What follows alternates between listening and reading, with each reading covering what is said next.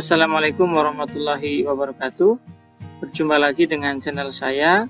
Pada video kali ini saya akan berbagi informasi mengenai cara penulisan skripsi, khususnya pada bagian 4 yang bisa kita temukan pada pedoman penulisan skripsi Fakultas Tarbiyah dan Ilmu Keguruan IAIN Pekalongan.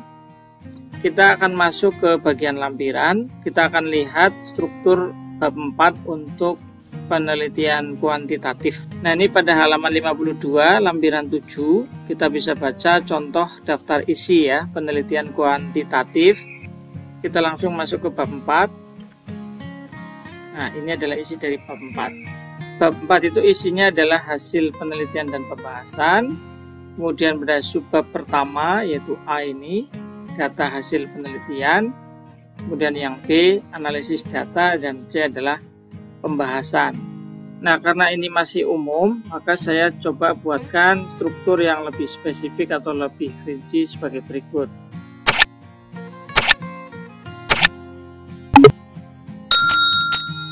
Baiklah, ini teman-teman sekalian, saya beri contoh inspirasi bab 4, isinya seperti apa, khususnya bila menggunakan regresi linear sederhana atau berganda. Jadi tetap masih ada 3 subbab, yaitu data hasil penelitian, analisis data, dan pembahasan.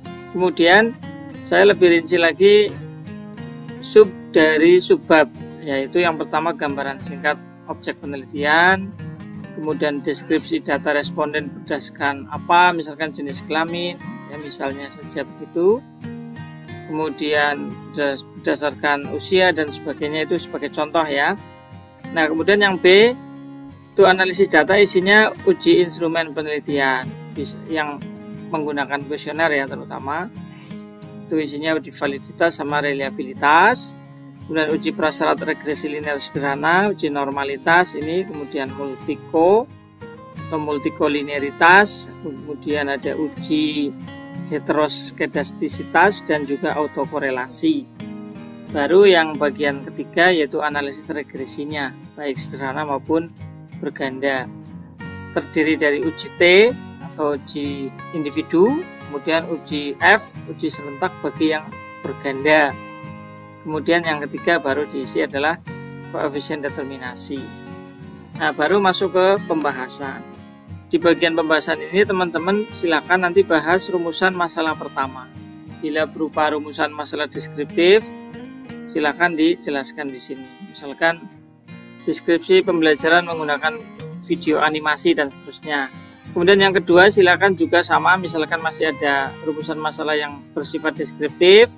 Kalau hanya satu saja yang deskriptif ya di bagian 1. Kalau ada 2 ya ditulis 2. Baru rumusan masalah terkait dengan regresinya ditulis di sini. Nah, kemudian dibahas. Nah, termasuk juga membahas hasil koefisien determinasi. Jangan lupa ya untuk dikombinasikan dengan teori di bab 2 lalu dibandingkan dengan hasil penelitian sebelumnya, minimal ada 3 lah ya, 3 penelitian yang dibahas pada penelitian sebelumnya yang ada di bab 2. Untuk yang regresi berganda bisa ditaruh di bagian nomor 4 karena ini uji serentak atau uji simultan. Nah, sekarang bagaimana bila analisis datanya menggunakan uji T sampel bebas ya, atau mungkin juga sampel berpasangan. Nah, maka isi bab 4-nya seperti ini ya, untuk inspirasi saja.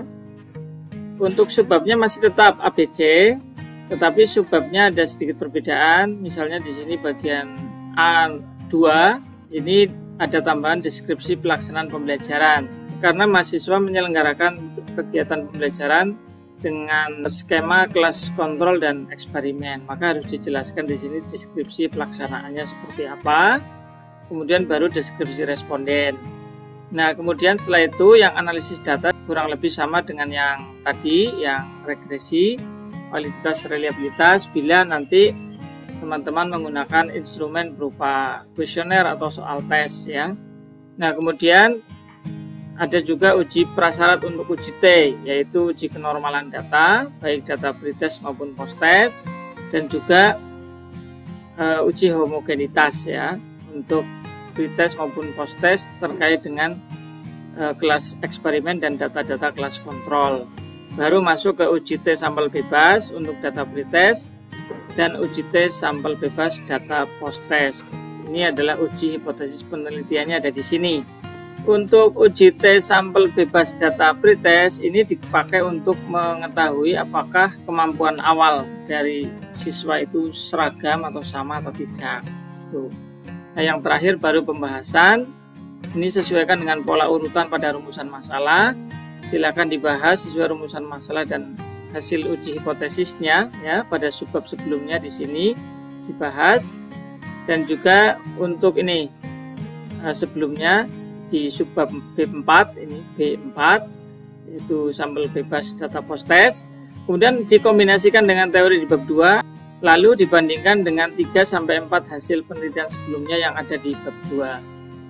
Nah, inilah inspirasi bagaimana menyusun bab 4 agar bisa sistematis gitu ya dan mudah dipahami alur berpikirnya.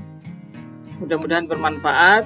Terima kasih telah menonton. Assalamualaikum warahmatullahi wabarakatuh.